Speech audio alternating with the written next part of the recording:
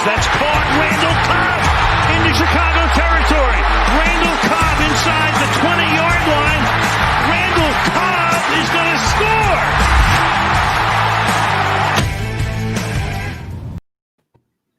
Welcome, everybody, to another edition of Open Book. I'm Ellie Berkovits, here with Zach Jacobson.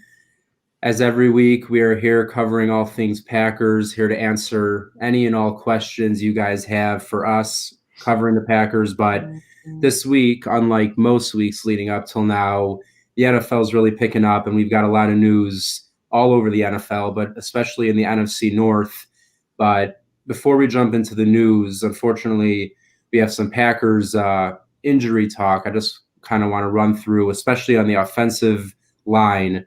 Looking at Billy Turner and Rick Wagner, now both missing time with injury. It looks like Billy Turner is probably going to miss week one's matchup at least. So how do you see them working around these injuries, basically? How do you see them figuring out if, let's say, Turner and Wagner were to both miss week one, how are they going to make that work?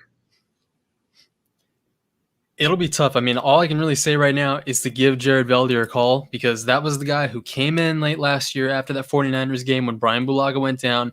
They brought him in, and he stepped in and he backed up Brian Bulaga when he returned from that MCL injury, and he was crucial to have, not even just as a starter, but as that backup, that reserve down the stretch going into the playoffs. When you have that break the glass in case of emergency type of guy on your roster, that's so important. Because he was solid, and he's a veteran. He's seen his game action. But if they don't give him a call, Tim Back is actually our new coworker here at Game On Wisconsin and over at She Said TV as well. He actually brought up an interesting option. They could switch Lane Taylor out to right tackle and just plug in that right guard spot with Lucas Patrick, who has experience starting the interior. But Lane Taylor, he came in and he replaced David Bakhtiari in that week 2 game in Atlanta way back in 2016. So he has experience handling the bookends of the offensive line. Yeah. I'm not so much if he has experience on the right tackle position, but left tackle definitely, which I would say is exponentially more difficult. He could step in and maybe fill that right tackle spot. He's definitely that versatile player who can fill multiple roles in the offensive line.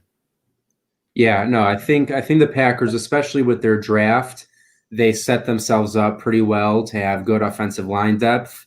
So obviously I don't want Turner or Wagner to miss time, but I think the draft and obviously bringing in someone like Veldheer would obviously, I'm with you on that. I mean, that just seems like an obvious move at this point. He's not going to be very expensive, and he was very much worth it for sure as a backup. So,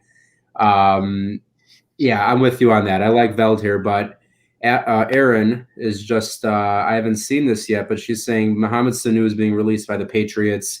He does have experience with Matt LaFleur back in Atlanta. Obviously, he's a slot receiver, something the Packers could use. Of course, he's not that young either, Zach. Do you see Sanu as being a possible option, maybe someone to work out? Look, I am totally game for them bringing any receiver, any outside option, and this is something going back to as far as March when we were hyping up all these draft prospects, Denzel Mims, Justin Jefferson, when we were all these guys on the board, and we wanted them to take a receiver, and none of their 9 selections were a receiver. So, maybe they were waiting for something like this to happen. Maybe they were waiting for some of these veteran cuts towards the start of the season. Someone like Sanu, who, like you mentioned, has experience with Matt LaFleur. He's that big slot guy who Matt LaFleur could definitely see implemented into his offense. And, I don't see it happening. I think the Packers are really kind of set on who they have right now at receiver. Obviously, as a fan, that's not something that people would want to hear, but the Packers are really committed to who they have in their building right now and who they have going into the season. Unless, some major injury happens throughout training camps, something like maybe Jordy Nelson in 2015 when he had the ACL injury and they brought in James Jones, maybe something like that. I think they're just dead set on who they have right now. Yeah, I mean, I'm with you. I think Sanu, it's a nice idea, but it's, what he is. He's not going to bring you any kind of untapped potential. And at that point, you'd rather give the younger guys some reps, see what you have there with them. So I like Sanu as a talent, but I don't know if he's necessarily going to be all that worth it for the Packers right now. But some of the bigger injury news, unfortunately for the Packers, that I wanted to touch on specifically outside of the offensive line is Kamal Martin, the star of the last, week or two of practice, is now going to be likely placed on the IR designated to return list with a torn meniscus, obviously a huge blow to the Packers defense, looking like he could have been the starter next to Kirksey. So how do the Packers pivot now for the first half of the season? Do you see Burks getting a chance, or maybe something more like Raven Green coming in from the secondary? I think we were going to be looking at a situation where Raven Green was going to be playing a majority of those snaps anyway, next to Christian Kirksey, just because that's their hybrid guy. That's who they want. If I'm not mistaken, he's hurt right now as well. He's still out with an injury. So, they really got to scramble to kind of figure out what they're going to do with that hybrid position. But that whole linebacker room right now, because Kamal Martin was the lead guy in the room. Now it's just really it's Christian Kirksey, Ty Summers, and Oren Burks. And Oren Burks just barely came back today to practice for the first time. And Next Level Pack is saying Rashawn Gary to inside linebacker, which he's infamous for on Twitter. Everyone roasts him for that. Yeah, so he could just shut up. But anyways, yeah, it's like 3 out of their 7 guys in that room are healthy, pretty much. So, it's a mess. They got to figure out really what they're going to do. They got to hope really out, barring whether or not they look for an outside addition to bring in, whether it's a free agent or they scramble for the waiver wire, or they look in similar fashion to what just happened with Sanu and the Patriots. They look for some kind of cut down from another team and bring in an acquisition from someone else, kind of like what they did with Antonio Morrison a couple years back, who I really loved. I thought he was a psycho. I thought he was a crazy. He was nuts. He was absolutely nuts. Downhill, just stick your nose into traffic, crazy middle linebacker who was very stout against the run. They could use that, but that isn't the hybrid role that Raven Green would fill. So they need him to get healthy, especially. Yeah, no, I mean, the hybrid role for me is most important because that is what fits our defense and I think what's best for the NFL now. So Green's health is definitely a priority, but I agree with you that as we start getting to these cut downs, I think we could see them looking at someone to bring in and hopefully help out that group because, I mean, Kirksey, as much as confidence as we have in him, he's also known for his injury past. And if anything were to happen to him, they would be, completely, absolutely left with nothing. So I think that could be something that happens. But, just looking at, we're talking about Veld here. We're talking about a potential inside linebacker. I refuse to give up on Tramon Williams. So how do you see, as this cut down happens, maybe who do you see as being maybe as a surprise cut that could end up bringing in either Veld here or Tramon or an inside linebacker? I don't have any off the top of my head, but I still have to believe that Tramon Williams is like the most realistic guy. I know they said they were waiting until after the draft to really evaluate that position. Well, it is months down the road from the draft. We're in September. We are days away from the start of the regular season. We don't know what the cornerback position, what the bottom end of the roster is going to look like right there. Stanford Samuel has looked great. Samuels, and I know you love him too. You wrote that story about him that I loved. Yeah, he's looked fantastic. Kabion Ento he's had a couple good days of camp, but he's kind of. I think he went down with an injury. Ento. Did he really? Yeah, I think he's out right now. Oh my god, I'm such a casual. Wow. See, that explains why he's been silent. I thought he'd just been flying under the radar and he's just been having a couple quiet. No, he had some nice practices, I think, earlier on, but I could be wrong. But I think he went down a couple days ago. I don't know if it's anything serious, but I don't think he's practiced the last few days. You went down there for a couple days of camp, so I'm taking your word for it. Okay? Yeah. I'm all the way out here on the West Coast, so I'm gonna trust your word for it. But yeah, outside of Stanford Samuels, who's really gonna round out the bottom end of the depth chart there? You still got to bring in Tramon Williams, just have that veteran guy there. Chandon Sullivan, I wouldn't specifically call him a cornerback. He's going to be playing in the slot. He's probably going to be getting reps at safety like he did for some of last year. Especially this factors into what they're going to be having an inside linebacker too, because Adrian Amos is going to probably come into play in the box. Will Redmond is probably going to be coming to play in the box like he did some of last year. That they have some guys who can come play that hybrid role back there, but they might need someone to come fill in at safety, and that might be where Shannon Sullivan comes in. That's going to leave an open spot there at cornerback. They need Tramon Williams there. They need someone to come in, fill that slot role. I just think you have to bring him back. I think it's a no-brainer. All of my rambling aside, all that nonsense, you got to bring Tramon Williams back. Yeah, it's just that simple. It really is. There's no reason not to. You know what he is on the field and off the field, and it's not like it's a room that's abundant full of talent that you have proven talent at least. So I definitely want to see him come back. But this is an interesting question here. Who do we think we could take on a Packers player in a fight, and who we could beat? So, I mean, I'll kick us off here. Yeah, please. Who would I take on in a fight? I mean, I'm just thinking of special teams, but I feel like that's like offensive to special teams players. And I would never fight Mason Crosby. I have too much respect for him. Beat in a fight, I guess I'm gonna go with J.K. Scott. I know he's a kicker. He might get me with a big kick to the face, but you're picking on the 10-year-old? Are you serious? That's true. Well, look, I gotta pick on the only guy that looks younger than me. So J.K. Scott's my guy. How about you, Zach? I am absolutely rocking Tim Boyle.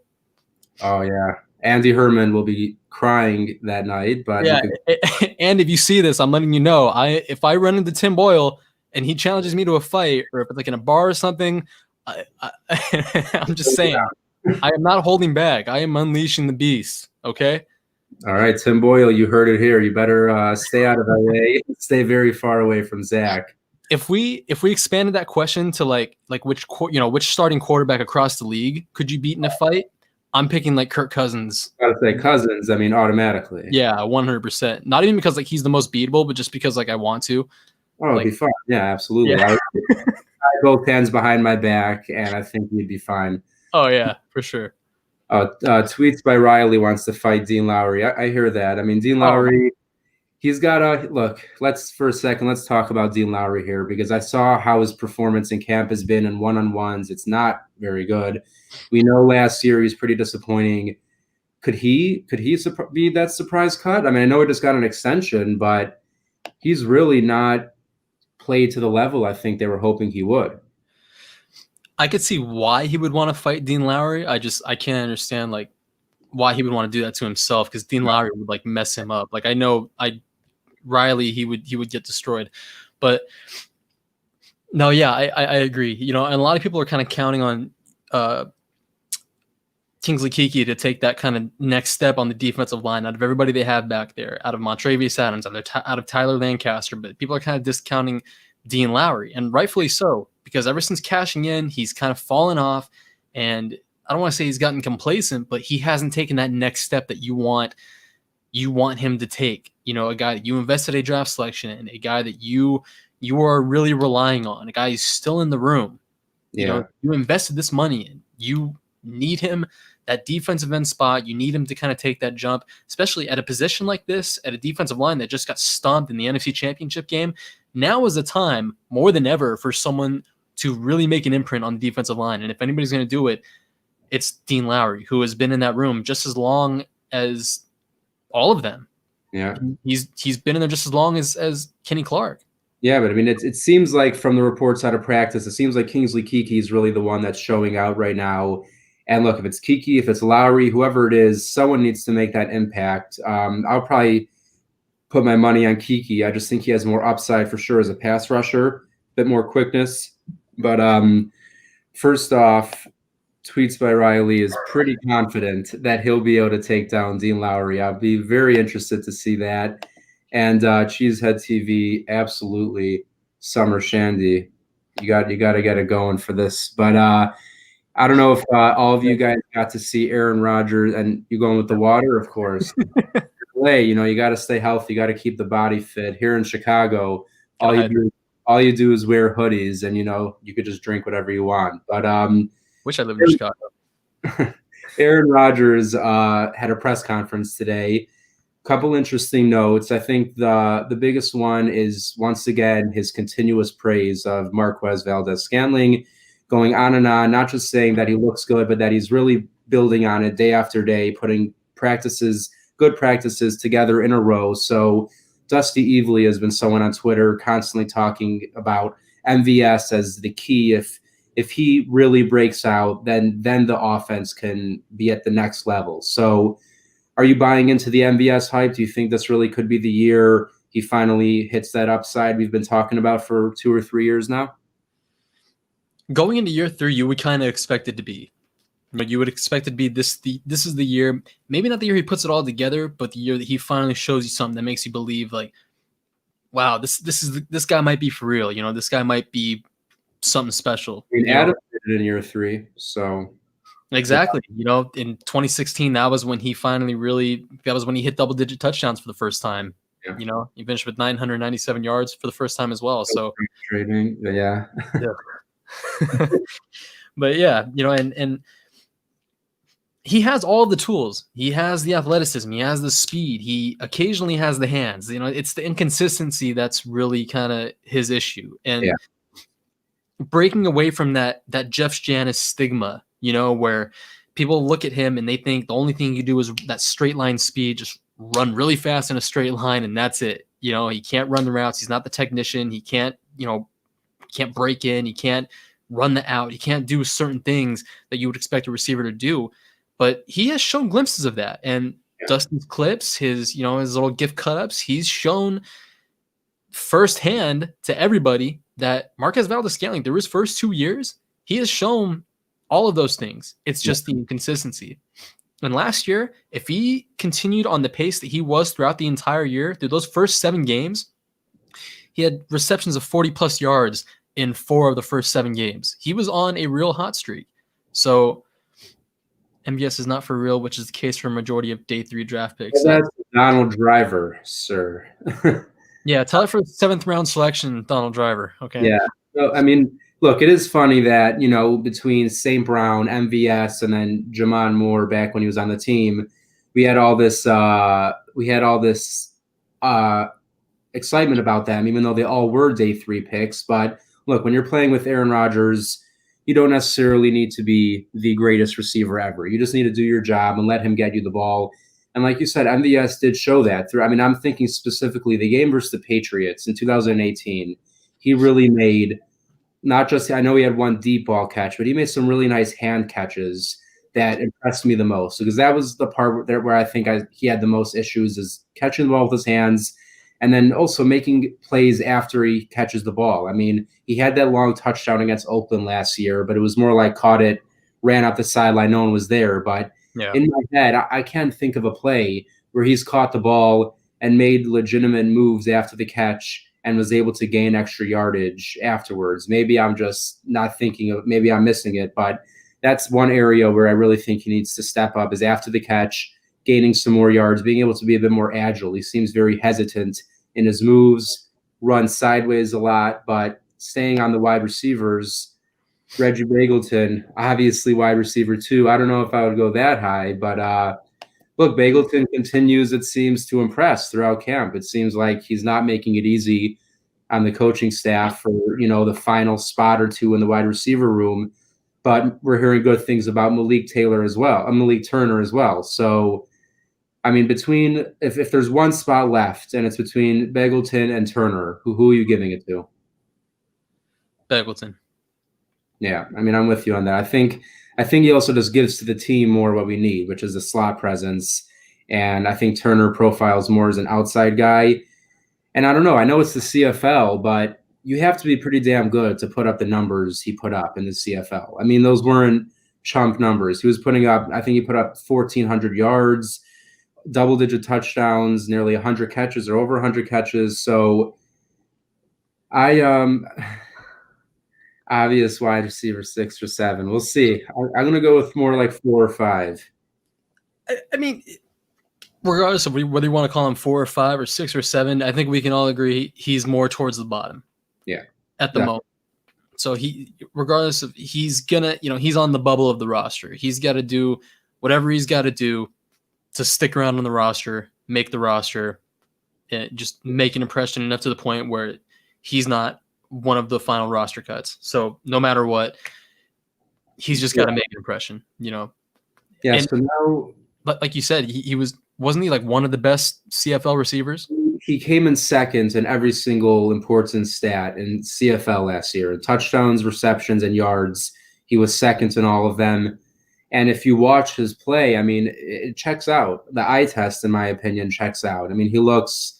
I mean, I'm pretty excited about him, to be honest. I really do think. I don't think he's going to be some kind of star, but if he makes the roster and Rodgers trusts him, and he ends up in a slot role, that could work. But don't see them keeping 5 wide receivers. I think they will. I think they're going to. I mean, Tyler Ervin makes it interesting because, like, do you consider him a receiver, a returner, a weapon, both? But I mean, just looking at the room, I mean, you have Adams, Lazard, St. Brown, MVS. Those are 4 locks. Yeah, no matter what. Between Irvin, Bagleton, Kumro, and Turner, I have to believe one of them is going to make the roster. I mean, do you have Kumro right now ahead of all 3 of those guys? As much as I hate to say it, yeah, I do, unfortunately. Probably just more chemistry-wise than talent-wise. Chemistry and the fact that he's this willing blocker who just thrives as a blocker, and he does everything Matt LaFleur wants to do. And you've heard me say all offseason on our shows we've done together, I saw them keeping 5 wide receivers because of the style their offense is going, what they want to do, what Matt LaFleur wants to do with the run game, and the infusion of Josiah DeGara and all of this. I thought they would keep 5 wide receivers, but now what they're doing with Tyler Ervin, like you said, that makes things so much more interesting. So I don't know. Every 53-man roster prediction I've seen from like the national media guys and everything, Tyler Ervin is listed as a running back. He's listed on the official team roster as a running back. He's not being swapped to receiver like a full-time position change or anything. So I guess that kind of simplifies things a little bit. But yeah, it's either going to be 5 or 6, with 5 and 6, being Kumaro and Bagleton or Kumaro and Turner. Yeah, that's how I see it going down. And another big piece of NFL news was the Joe Mixon extension, 4 years, $48 million, $12 million per year. So obviously that, applies over here with Aaron Jones and his potential extension. So looking at Mixon's deal, first off, is that a deal you'd be comfortable with giving Jones? And also, how do you see Jones compared to Mixon? You think he should make more or less? I think Jones should definitely make more. He deserves more, that's for sure. He deserves more. I don't think he'll take more. I think what we've seen from Aaron Jones, what we've learned from Aaron Jones, is he isn't the type of guy to slam his fist on the table and demand more money or spark some kind of holdout and not report to camp.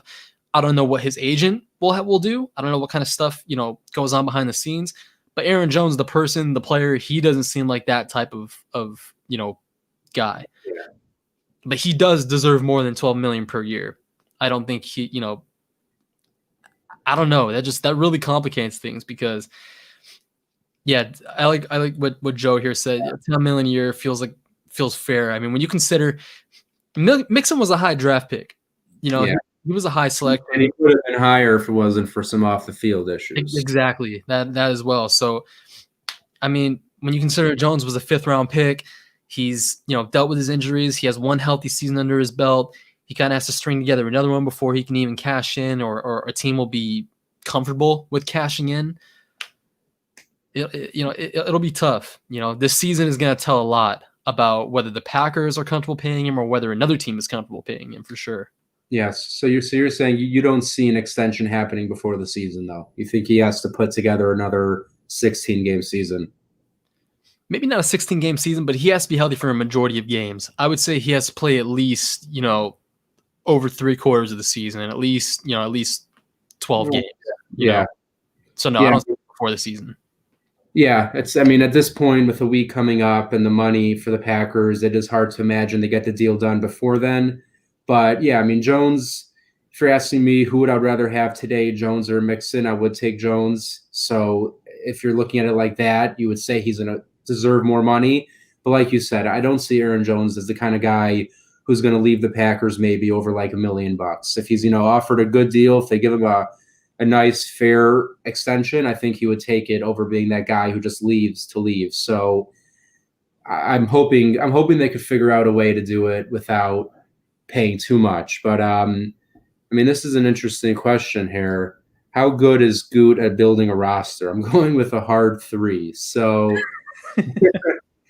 well, look, I mean, I think we all obviously last year immediately loved Goody after those free agent signings, but there is something to that statement. I think when you look at his drafts specifically, I mean, yes, you have Jair and you have Elton Jenkins and you have Savage and you're hoping Gary, but right now of just guys that have shown real play on the field that you're confident in, probably about 3 players out of all the guys they've drafted over the last 3 years. So, I mean, what's your overall feeling about Goody just going forward as a GM? Like, I mean, I'm confident, but at the same time, we need to start seeing these draft picks give returns, or maybe because the Packers have had some, not just this year, they've had some questionable draft day decisions over the last 2 or 3 years. So how do you see Goody right now in his position? Well, this year specifically is going to tell a lot about his first draft, because now all those guys are going into their 3rd season, and that's kind of like the ceiling for these draft picks. That's at the point where you're like, okay, these guys got to start producing. They got to start showing that they can play, or you got to cut ties with them. That's it. They're bust. That's it. You know, you made the bad call. Yeah. You picked the wrong guys. So this year, next year, I don't think you can really accurately just, define what a draft class is. Hello, Clarice. Okay. I don't think you can actually define what a draft class is until, 2 or 3 years in. And I think in the 2018 case, when you consider Oren Burks, and Jair Alexander finally coming into form and finally showing that he's getting better by the year. A lot of last year, he was finally, getting comfortable with what they were doing. And now they have Jerry Gray in the building, who's really getting the most out of him and a lot of the other corners on the roster. We're going to find out for sure this year, but you got to just give it a little more time to kind of really accurately define what he's doing with these draft classes. But if I were to pick an overall comfort level with Brian Gutekunst going forward, I would give it a 6.5 to a 7, just because, I like the players that he's chosen in the draft. This past draft really kind of put me through a whirlwind, just because I was not expecting that. I don't think anybody was, considering the direction that they're moving in. But also the free agent classes, when you consider the Smiths, Adrian Amos, Billy Turner, who really held down that right guard position last year at an average level. And this past free agent class, considering what their cap situation was, I think they did pretty well. Nobody expected the coronavirus and Devin Funchess to opt out. So, I would give it 6.5 to a 7. I think it's a comfortable spot.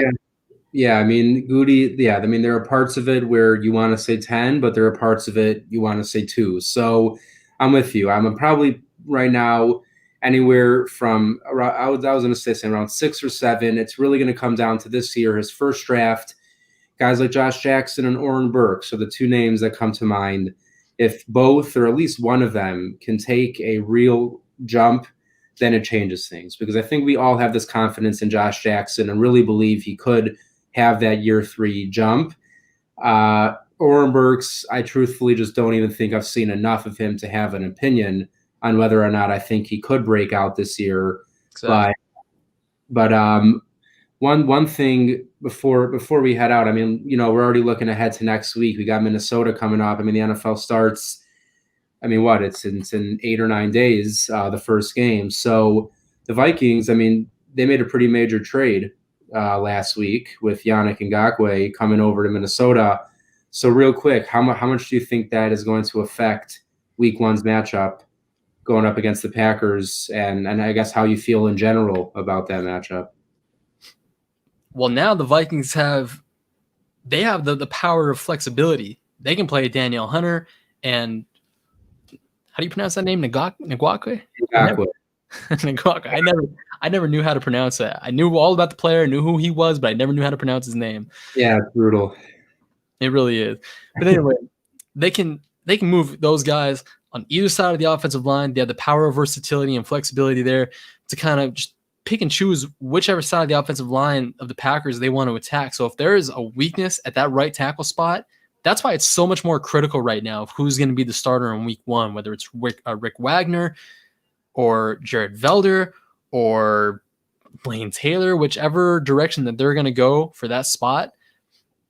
I mean, it's all up in the air right now, and feel much better about it if Daniel Hunter is in the field. He hasn't practiced in 3 weeks. Yeah, that's a big deal. I mean, if Daniel Hunter's not out there, that is a obviously massive deal, and that would be great for the Packers. But yeah, I mean, the Vikings, that's a major deal that really once again solidifies their front seven as one of the elite ones in the NFL. And now, I mean, I think it's really going to come down to the cornerbacks for the Vikings. They have a lot of young, inexperienced guys out there, and if they can't cover Devontae and Lazard and EQ and MVS and Rodgers has a field day, I think the Packers could have a pretty nice day out there. But it's going to be tough. I mean, that defense is still good, but I said it the other night on the Split Division podcast. There's something about this Vikings team to me that, for some reason, of any team in the NFC North that I could just see busting out terribly. I don't know why. I just get that feeling from the Vikings. Like, I feel like they did not really improve. I feel like they might have gotten some young potential, but not a lot of proof. They've lost a lot of starters. I think they got worse. Yeah, I just don't think they're, and a lot of people are picking them to win the division. And to me, that's crazy. I mean, right now the Vikings have better odds to win the Super Bowl than the Packers. And I laugh at that. We beat them twice last year, pretty handily, for sure the second time. And I don't think they really got that much better. So, I mean, real quick, boneless wings aren't wings, Zach. I'm sorry. You got someone coming at you. But yeah, I mean, this Vikings matchup is obviously the health of a lot of players is gonna play a big part in it. But one final thing I thought was interesting. I didn't even see this, but Aaron brought it up. Roger Goodell, I guess, said that the teams with fans won't have an advantage this season. I don't know how that could be true, to be honest with you. I think any team that allows fans in will at least have some kind of advantage. I mean, what do you think? You know, I don't, it depends how many fans. I mean, if teams want to go with like 10 to 12,000 fans, I think it'll make somewhat of a difference. But it really, it depends. I think it'll make somewhat of a difference. I think it gives them some kind of an advantage. It's a lot. I'm sure playing in front of fans and knowing that there are actual people watching you, I'm sure that does something different for your confidence level. Because I know when I've played live sports in front of people, I know it's made a difference for me. And I know it's so much more different when you're playing in front of people and you're not, it's just not empty bleachers staring back into you, and not pumped in crowd noise. It's so much of a difference. So I think they definitely do have an advantage. So no surprise, I disagree with Roger Goodell. He's always spewing off some kind of nonsensical shit. Yeah, no, I'm with you. I mean, the fact that Roger Goodell continues to have that job doesn't even make sense to me. But I think it'll be an advantage. But I mean, Rodgers did say today in his press conference that is, I think, one of the things that will be the biggest difference is not having the fans. But he also said not only not having the fans in Lambeau, but even the fans on the road. He said, there is something to quieting a road crowd and shutting them up. It kind of gives you that energy. And let's be real, Packers fans travel as good or better than any other fan base around. So it's always nice to have fans. Zach to inside linebacker. I'll do it. Yeah, look, let's do it. I'll go with 285 yards instead of 286. And Zach, you're the difference. And Joe, you're definitely right. The Vikings have been cheating for years. We know this is factual. Yep. But that basically covers all of the Packers news. Unfortunately, most of the Packers news is injury related, but we're hoping. I mean, we know we're not going to have Kamal Martin for a few weeks. It's unlikely we see Billy Turner in week 1, but hopefully Rick Wagner can make it out there. He'll start at right tackle, get Lane Taylor at right guard, and then whenever Billy Turner comes back, we can evaluate there, I guess. And then real quick, I just saw this. Bucks are in on Leonard Fournette, like heavy in on Leonard Fournette. I mean, yeah, go for it. Look, again, as long as it's not the NFC North, I really don't care where he ends up. Packers do play the Bucks this year, though. That is true. We do play the Bucks, but I just have a feel like, Rodgers going to go out and beat Brady this year. That's what it's going to come down to. Yeah, Rodgers, Brady, part 3, probably the final time, and I'm very excited about it. But everyone who tuned in, once again, we really appreciate it. Zach, just before we head out, any closing thoughts? Well, yeah, actually, boneless wings are not. What did he say? They were chicken nuggets or tenders? What did he say? Oh, he said boneless wings aren't wings. Oh well, that's just ignorance. He chooses to be ignorant. He wants to live in ignorance, and that's his deal. Yeah, look, I mean that's clearly just blasphemy. It All wings should be treated equally. Equality for all wings. Wear a mask, wings. Also, I mean, just be nice to wings in all areas. But next week will be our final show before the start of the season. So everyone who's been watching these last 4 weeks, really appreciate it. Next week is when we're really going to ramp up. So make sure to come in, send in your questions, and hopefully we will have some more positive, non-injury related news to talk about next week. Yeah, we better. See you guys. And real quick before we head out, you can find Zach on Twitter at It's Zachariah J. And you can find me on Twitter at bookofeli_NFL. We'll see you all next week. Thanks for tuning in, guys.